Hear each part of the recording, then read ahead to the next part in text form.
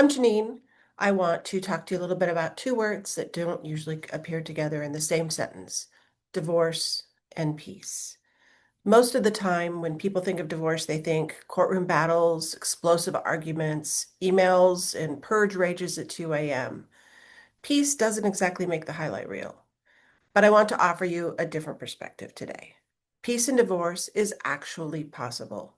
Not perfect, not painless, but possible. Let's be honest, this is really a difficult thing to go through. Even when you wanted it, even when you both agreed, it can still feel like the death of a future that you planned, a massive identity shift, a constant swirl of grief and guilt and anger, and sometimes all of them at the same time. Try to trying to be a parent while you're exhausted, still working a full-time job and dealing with all of the legal paperwork that we send you at night. Um, Answering questions from family and friends that don't really understand, or maybe they don't agree. If you're overwhelmed or scattered, or you're not handling it well enough, I want you to hear this clearly. There is nothing wrong with you. This is hard. You're human. When I talk about peace during divorce, it does not mean that everyone's holding hands and agreeing on everything.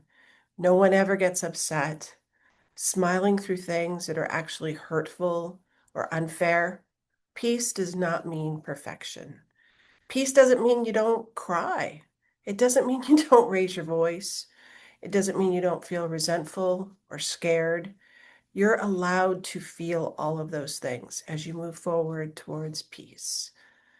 Peace can look like different things to different people, but peace in divorce looks more like choosing not to send that angry text, walking away from an argument instead of always trying to win it, making decisions based on your long-term well-being or your kids, what's best for them, not just looking for short-term revenge, having a plan so you're responding instead of reacting.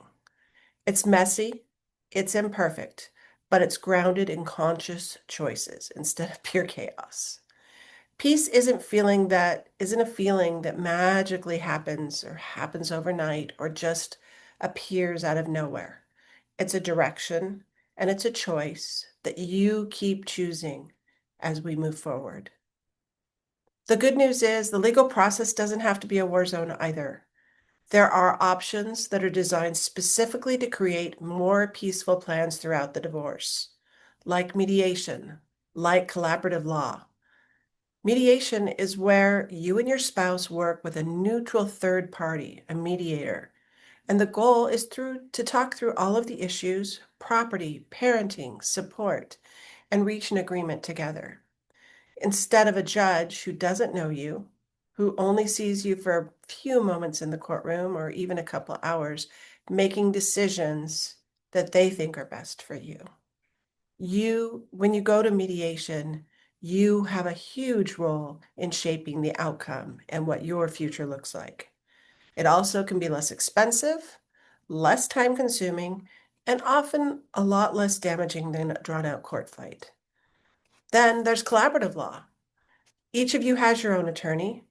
Everyone agrees in writing that you're not going to run off and go to court and fight. You work together in structured meetings to solve problems, not to score points.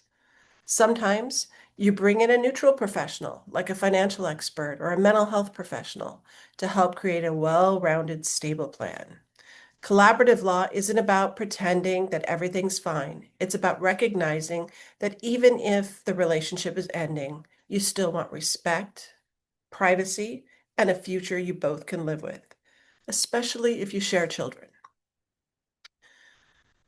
I've walked alongside a lot of people as they go through the divorce, and the ones that move towards peace, slowly but surely, tend to have a few things in common. They learn to pause before they react. That might sound simple, but it's super powerful.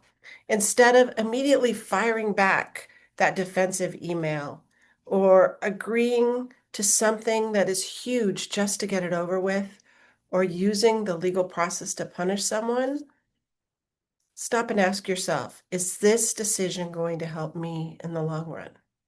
Is this email something I'd be okay with a judge or my family seeing?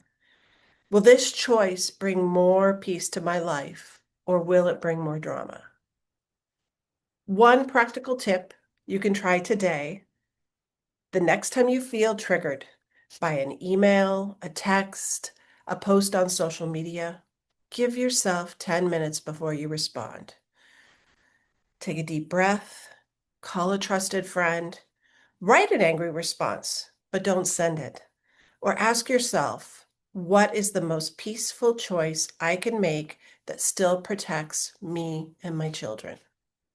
That space between the feeling and the acting is where peace can begin to grow.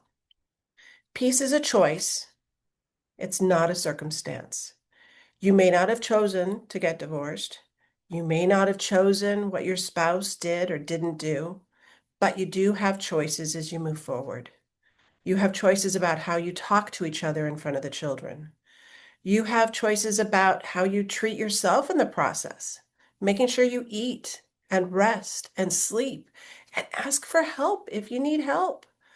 Whether you choose a process focused on collaboration or solutions or fighting and winning at all costs, whether you keep reliving the worst moments or slowly start imagining what your life will be when this is all over, when you move beyond this.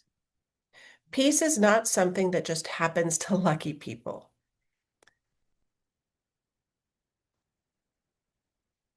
Peace is not something that just happens to lucky people with easy divorces. Peace is a series of small, intentional choices made in the middle of a very imperfect, very human process.